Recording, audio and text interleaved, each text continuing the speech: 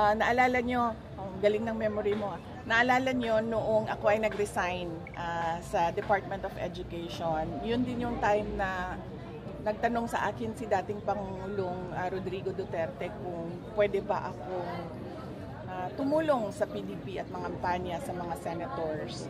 At yun din yung panahon na nagtanong din sa akin si Pangulong Marcos.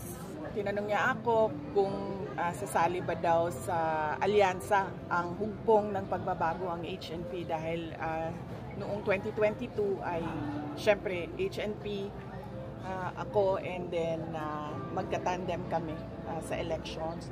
And silang dalawa, sinabihan ko na hindi muna ako sasali sa ngayong election dahil alam mo yung hindi naman maganda yung karanasan ko sa mga pagsama at pag-endorse ng mga candidates noon. Ngunit nagbago yung panahon dahil nangyari yung pagkuha sa ating dating Pangulo dito sa ating bansa, dinala doon sa The Hague. Pagdating namin doon sa The Hague, nagtanong na naman si Pangulong Duterte kung pwede ba daw ako tumulong sa senators, 10 senators ng partido niya dahil naiwan sila dito sa Pilipinas.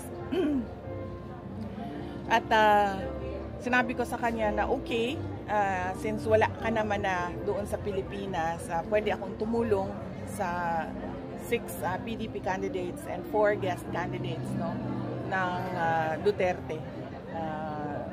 Ang tawag nila ngayon sa kanilang grupo ay Duterte. So yan po yung panawagan na block voting o vote straight doon sa 10 senators ng Duterte. At ang kay Camille Villar naman at ang kay Senator Amy Marcos, tulad din kay Pam Baricuatro, hindi naman odd or awkward dahil si Senator Amy Marcos, kilala niya ako, magkakilala kami. Actually, first time kami nag-meet at nagkakilala dito sa Cebu ni Senator Amy Marcos noong taong 2012 kami nagkita dito unang-una sa Cebu. At si Camille naman ay matagal ko na rin siyang kilala. Matagal na kami merong exchange ng mga ideas on motherhood. Dahil napakabait na tao ni Camille Villar at napakabuting ina ni Camille Villar. In fact, nung nakita kami bago lang dahil ginawa namin yung kanyang advertisement, ang kanyang endorsement, ang napag-usapan namin ay pamilya pa rin. No? So sabi ko sa kanya, medyo magiging busy ka dahil kampanya, dahil magiging senator ka. Tulad din sa akin, ganyan din yung pinagdaanan ko noon. No? Nahirapan ako ibalanse yung panahon ko para sa mga anak ko, para sa pamilya ko, at yung trabaho ko. Pero natuto din ako.